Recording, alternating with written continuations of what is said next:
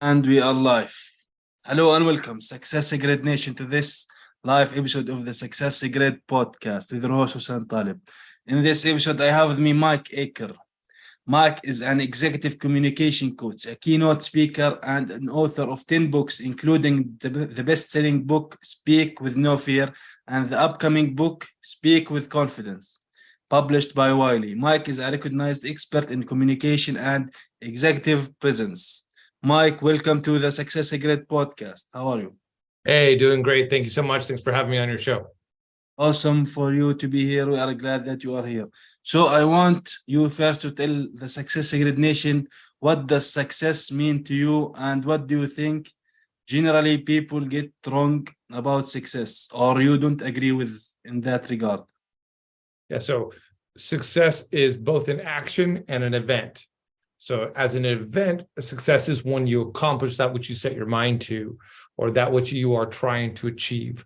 It's the end destination. So success is, if I say I want to weigh 200 pounds and I reach it, I was successful.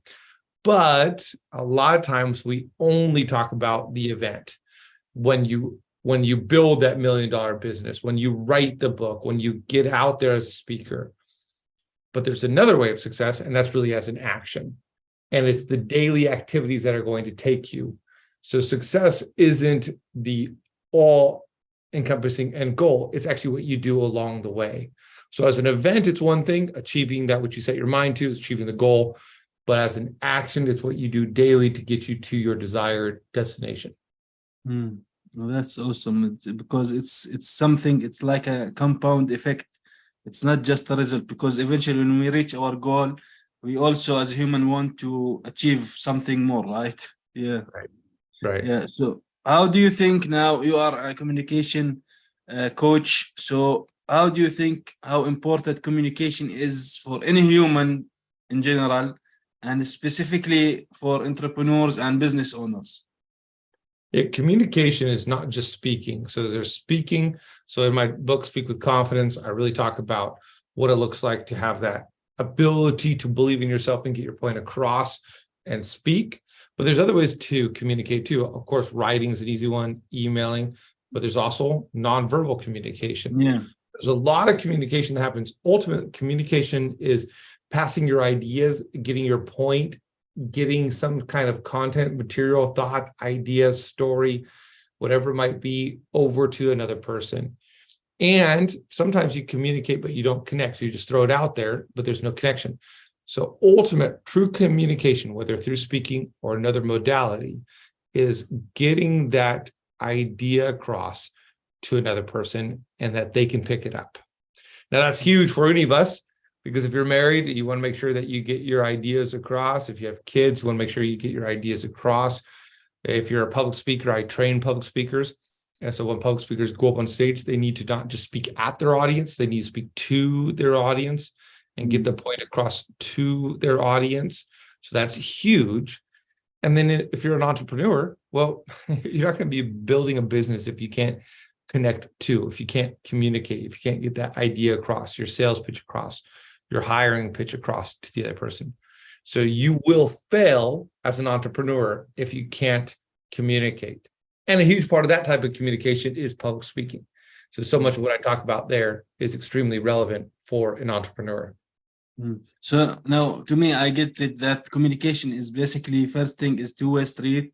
It's someone who's giving and receiving, who's doing the communicating, and someone who's listening on the other side, and vice versa, right? This is one thing. And also, like you mentioned, the non-verbal communication, which is, I don't know, I read an article years ago, I think, that it counts for like more than 50% of our communication in general. A human person, when they communicate more than 50%.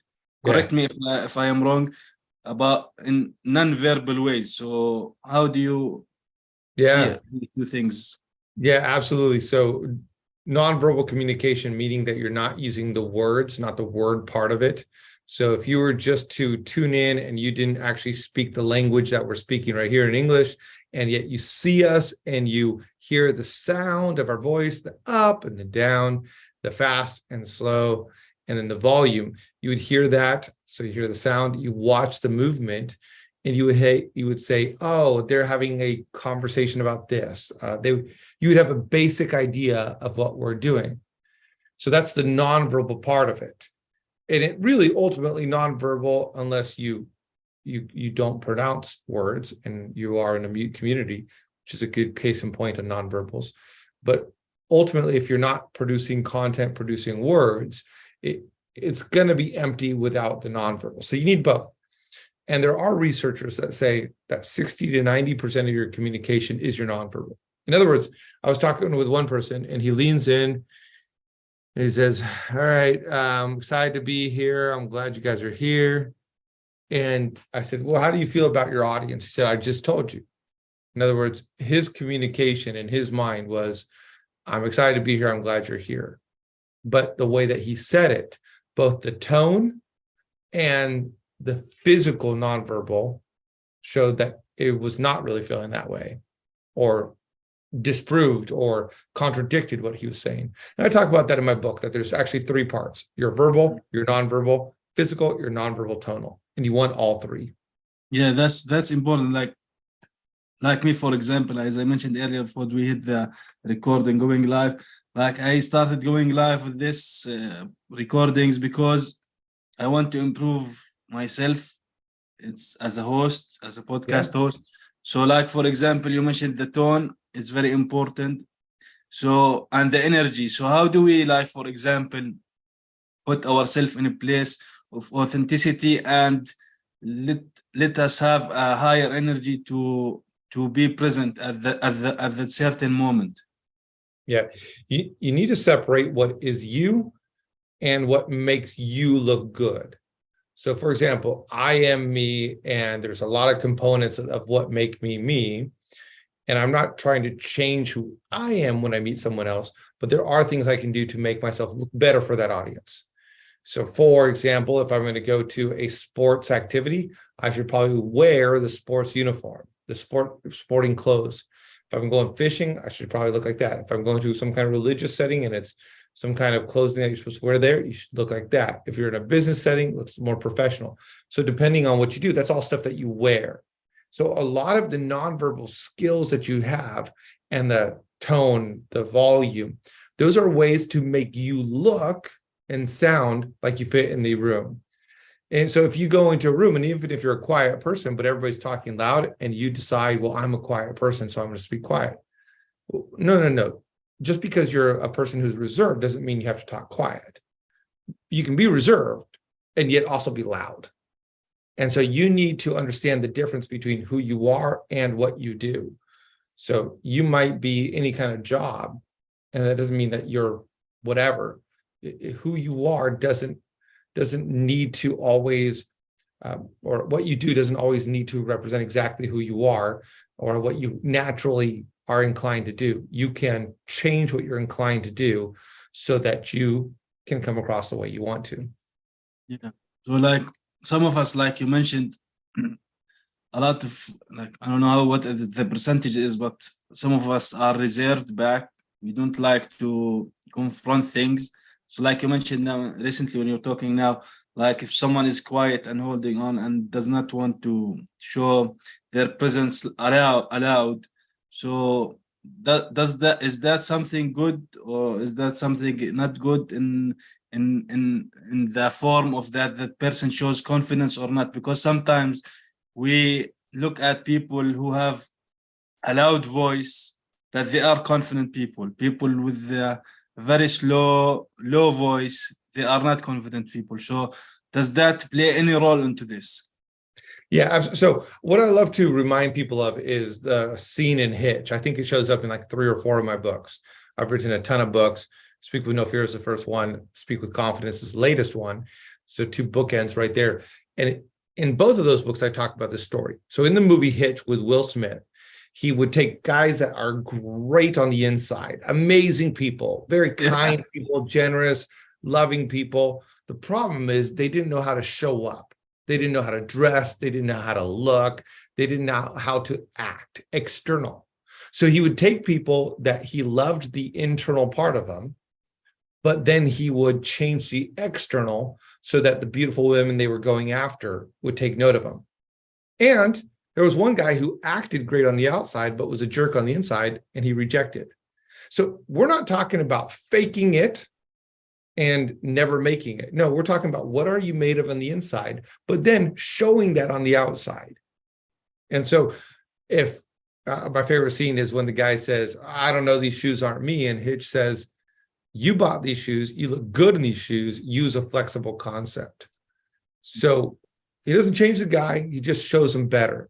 And that's what we do. Yes, if you are not talking loud, then you probably need to find a little bit, stress yourself, buy those shoes, move into those shoes, move into the skills so that you look better. Yeah, that's an amazing example. But like also you mentioned, sometimes it's like we related to rejections from people. Like if people not used to us in expressing our opinions more or communicating more, like we're low on communication, let's say, sometimes it's like the fear of communication, I guess, or something like that. Does that happen into play, or do people really fear to communicate better or to improve themselves, or just because as humans we always love to not change in general, right? Yeah, it could be fear, but it could be something else. I mean, how many people look at their bodies and go, I wish I lost some weight, I wish I gained some muscle, I wish I did this or that, but then they don't do it. So most people who are, when they gain weight, they realize, this is not ideal for me, but it takes work. And really, public speaking is the same. People go, I'm not a good public speaker, but it takes work. Well, what if I told you that losing, take an example of a person who's maybe 100 pounds overweight, and you say, what if I could tell you it's possible, it's going to make you feel better, it's going to make you look better, it's going to give you pay raises, it's going to make your quality of life better, it's going to make you live longer.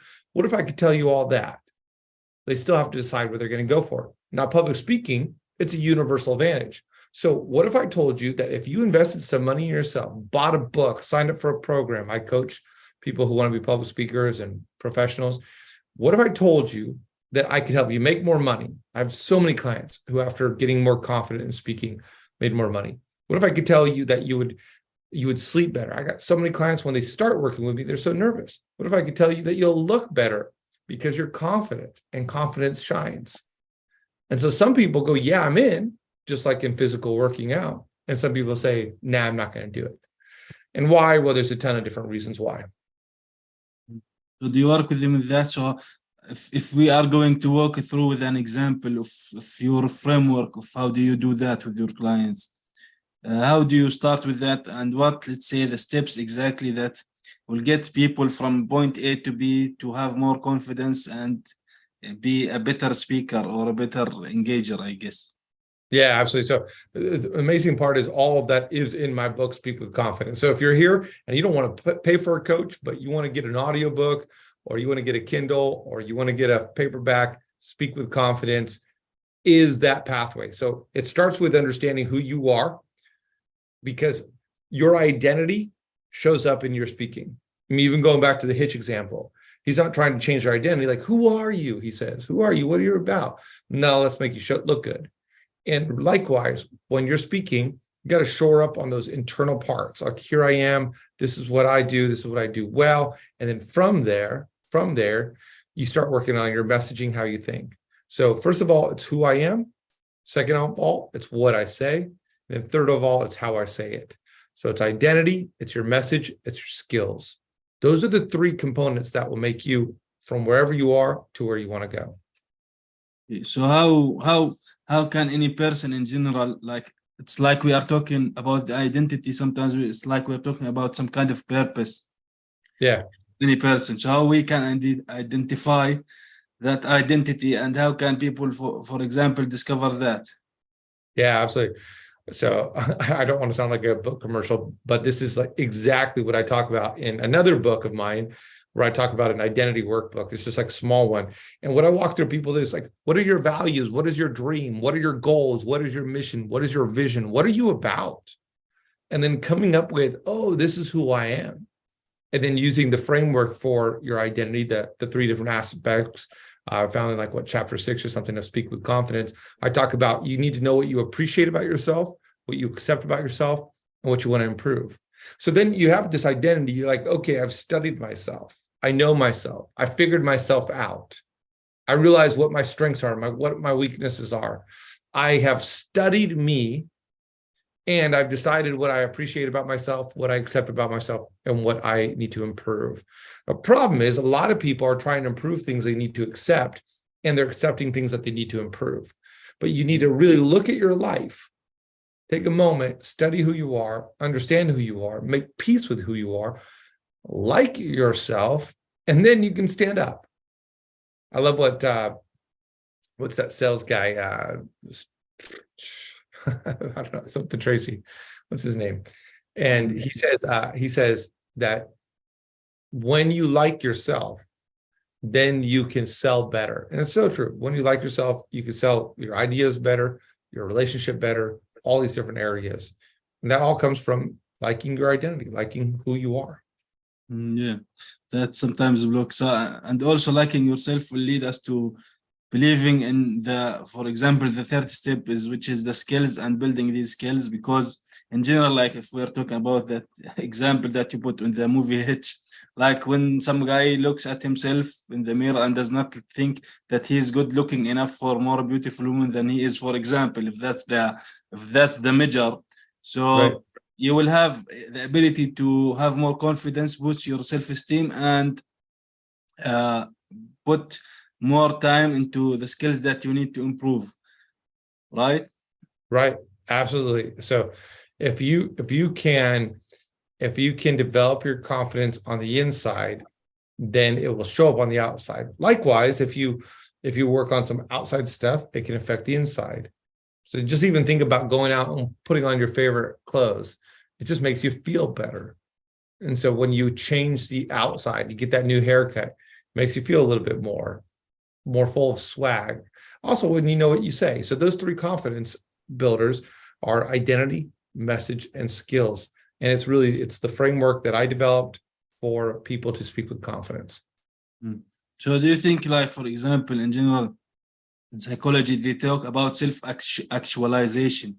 Do you think that has to do with confidence? Because like we mentioned, we're talking here about the more confidence you have, the more you will level up yourself to achieve higher goals, and whether it's in your business or your life or as a speaker, whatever it is, you will go step beyond, right? Yeah, I mean, if you can level up your speaking, it will start showing up in so many of other areas of life. Often, when you are bad at speaking, not always, sometimes people are extremely confident and they're still bad at speaking. But often when you're bad at speaking and you know you're bad at speaking, it's a symptom that something's happened on the inside.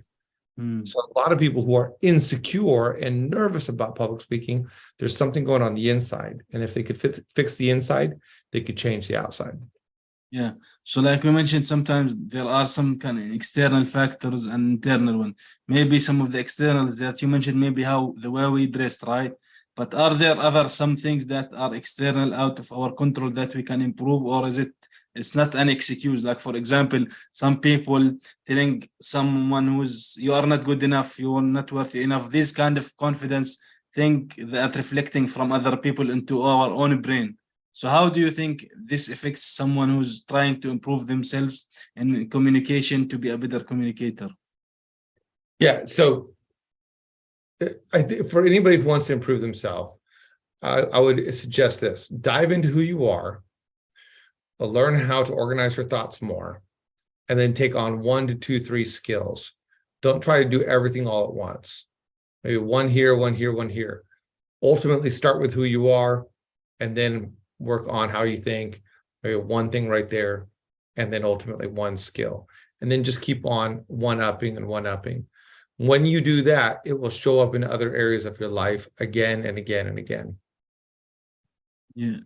So I think I read somewhere in your blog, I believe, or somewhere, that you say where you are is not where you stay, right? So how does that come into what we are talking about here, about communication and confidence? Yeah. So I say that again and again, and it's really true in every place. So a lot of people don't believe they can get better, and as a result, they never will. So if I don't believe I can lose weight, I'm not going to put the weight, I'm not going to put the effort into it. If I don't believe I can get that job, I'm not going to apply for that job. If I don't believe that that girl will say yes to me, then I'm not going to ask her out. If I don't believe that I'm going to be a good father, I'm not going to try to be a father. So often we have a belief that we can't get there. As a result, we never try. Likewise in communication. If we don't believe that we can get there, then we won't try to get there. This is just me. This is just who I am. No, PS. You are you, and that's what you're doing. Just like that guy. If he goes, this is not me. No, yeah, whatever. You can change your shoes. It's not that big of a deal. Change your shoes. Just buy some new shoes, and then you got some shoes, and you look better in the shoes, according to Hitch. So BS on just you being a bad communicator. I just ramble. It's just who I am. I'm just full of fillers. I'm just a timid, reserved person. I'm just whatever you are. Where you are is not where you have to stay, and you need to believe that. And again, I mean, there's so many stories, and you could look at across communication, leadership, wealth, business, family, all kinds of different situations that you could see that where somebody started is not necessarily where they need to end. And when you believe that, and when you really believe that, and you get out of the victim mindset, you get out of the limiting beliefs, then you can make that change. But until you believe that you can become a better speaker, you won't. So do you think some of the one of the best practices I hear a lot is, like, for example, to practice in front of a mirror and talk to yourself and these kind of things, whether it's talking to yourself about positive affirmation, positive talks, or have something prepared and talk to the mirror about it, so you will develop this kind of skill. So what do you think are the best, let's say, ways to do that? Yeah, so absolutely good to be in front of the mirror, and it's a great way to practice, and it's a great way to bring awareness. The problem is sometimes we're doing something that we don't know is actually bad. So practice makes permanent. The more that you practice something, the more that you'll do it. So if I go out shooting basketball and I use both my hands and my elbows are on the outside and I shoot up and I keep on practicing, I'm going to get better at making it in and targeting it in. But years of basketball have shown that that's not the best way to actually shoot and aim a basketball.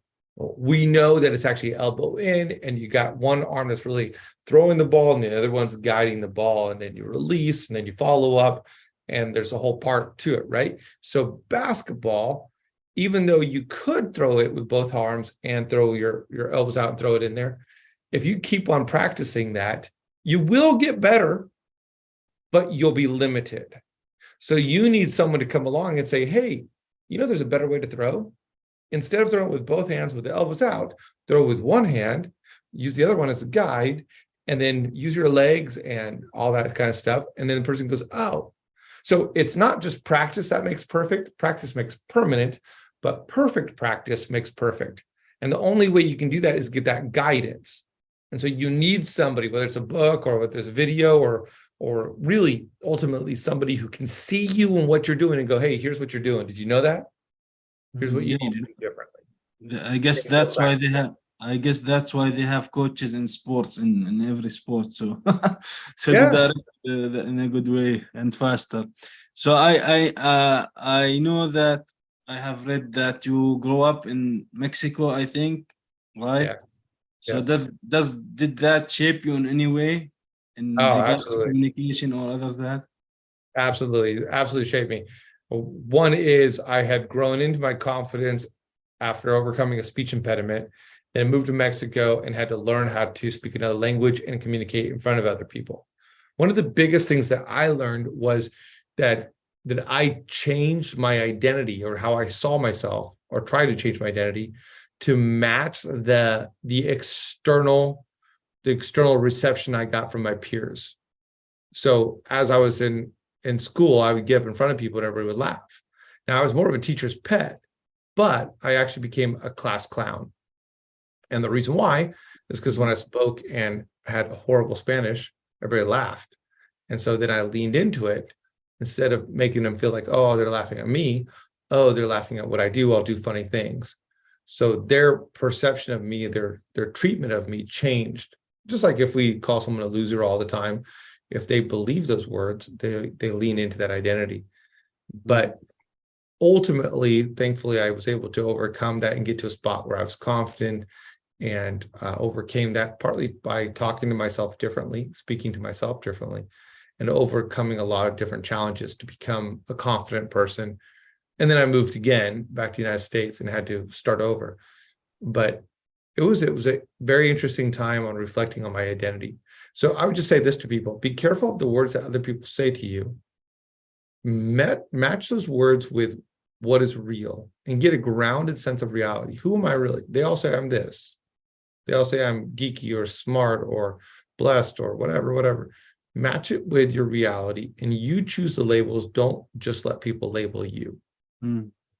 That's very important, like to label yourself, like we talked about earlier about the negative people around other people. So the ones that try to put you down all the time, you want to stay away from these kind of people in general, because they are not helping in any way. Yeah. Yeah, exactly. Very true. Very true. So can you add something I might have missed asking you about? There's so much that we could go into, but here's what I would just tell people right here, that if you're looking to build confidence, if you work on stage for confidence, then it'll actually build up into other areas of life. So your on-stage confidence translates. So if you just want to be more confident in your sales, if you want to be more confident in your work, if you want to be more confident in your appearance, then set a goal for yourself to go speak at some different events. And the work that you do towards there, the successful habits that you do along the way to get to the event of success, will help you become confident even before you stand on stage. Think about like training physically for an event. If I'm going to go run a race, but meanwhile I'm training along the way, then I'm getting physically fit along the way, not just when I get to the event. So your training for that speaking event will help you be confident on the path to that event. Definitely. Everything needs a bit of time. Nothing just comes, there's no magic in life, I guess. So nothing comes different around the next day. You have to take your time. You have to practice whatever it is that you do, whether it's sport, speaking, communication skills. It takes time. And when you put a goal to yourself, you will reach it. Yeah, absolutely. Yeah. So Mike, where can people get in touch with you and learn more about you? Yeah, so mikeacker.com, that's ACKER, mikeacker.com is a great place to do it. You can also find me elsewhere on the internet if you just even type in Mike Acker. If you go to Amazon or your favorite bookstore, you can type Mike Acker and get my books there. Speak with Confidence would be the book I would recommend. If you get Speak with Confidence, it will help you level up, not just in your speaking, but in so many other areas of life. Awesome. Well, Mike, thank you for being here today with me on this episode of the SuccessGrid podcast. Amazing insights and tips that you have provided us and the SuccessGrid Nation. Thank you. Hey, thank you so much for having me. Appreciate it.